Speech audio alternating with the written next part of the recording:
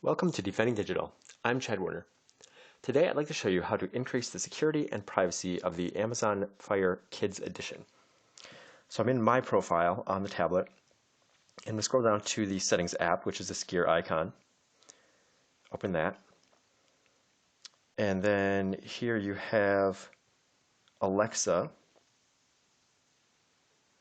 And I recommend disabling that. Alexa is Amazon's voice assistant, so unless your kids really have a need to use that, you can toggle that off.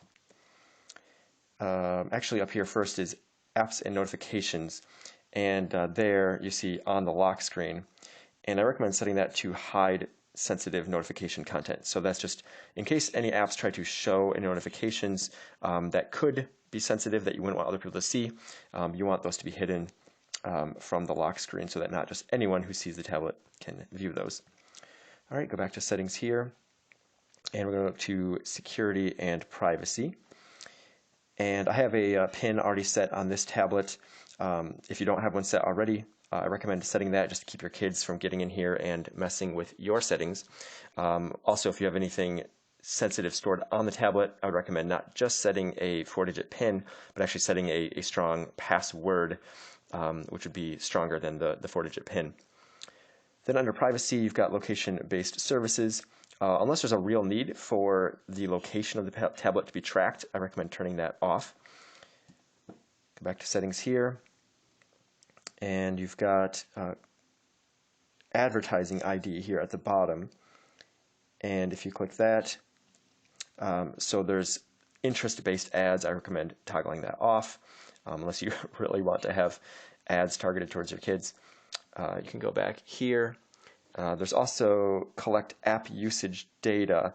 Now, I generally am okay with sharing anonymous data that helps software developers and service providers improve their software and services. But if you are more comfortable, you can toggle that off as well. And then there's also device usage data, and I recommend turning that off too, just to reduce the amount of information that Amazon is collecting. All right, and then go back to settings. And then there's also, if you scroll down,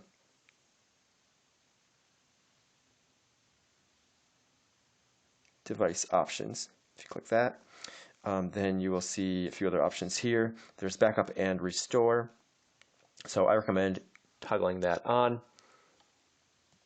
You can go back here.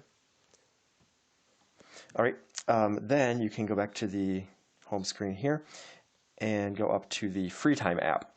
So this is where you control the free time content, which is Amazon's curated collection of kid-friendly content. So once you open this, you'll see any profiles that you've created for your kids. You can also click Add a Child, and here you can choose their name and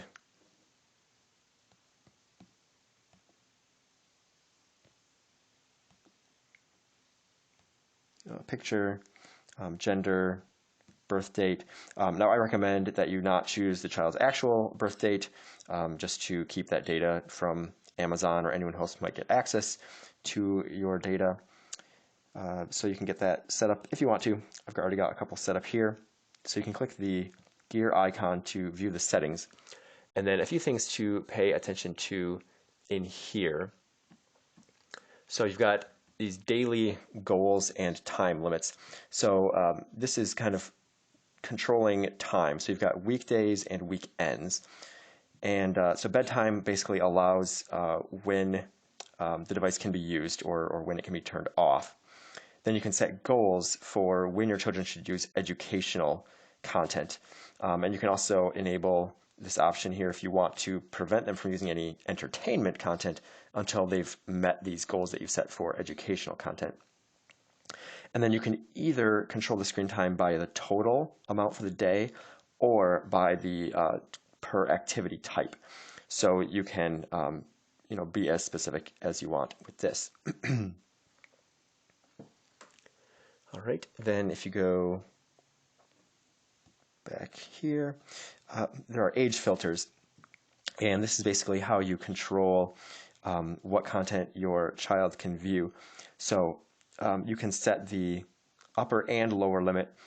These do not need to match the actual age of the child. So if you want to be more restrictive, you can decrease from the child's actual age, or if you want to allow more, you can increase from the child's actual age. So you can set that, and then it'll show you here at the bottom kind of an estimate of how many items they'll be able to view and use.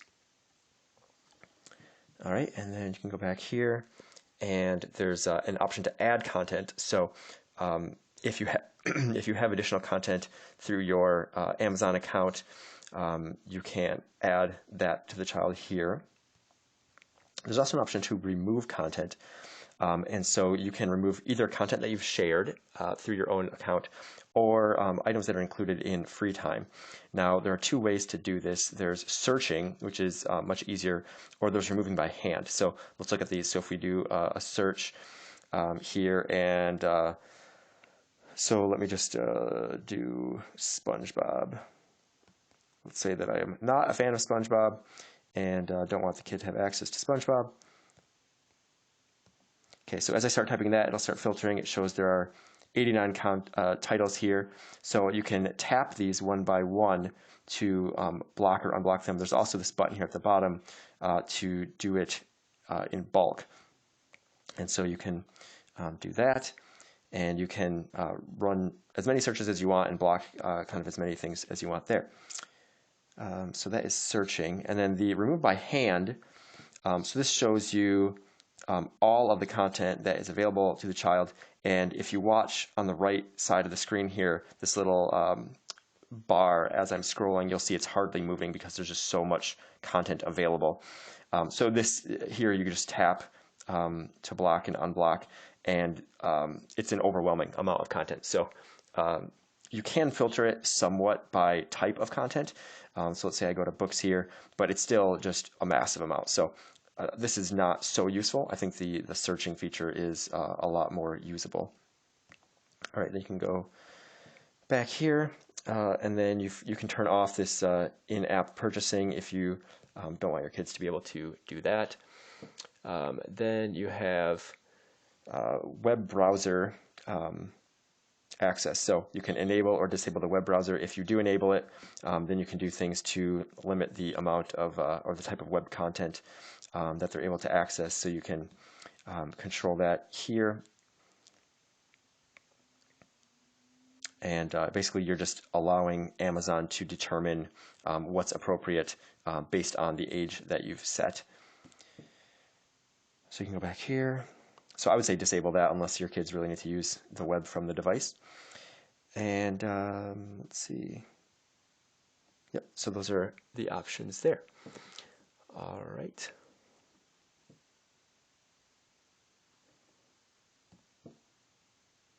All right, and to learn more about locking down the Amazon Fire Kids Edition tablet, please see the blog post that I have available at defendingdigital.com.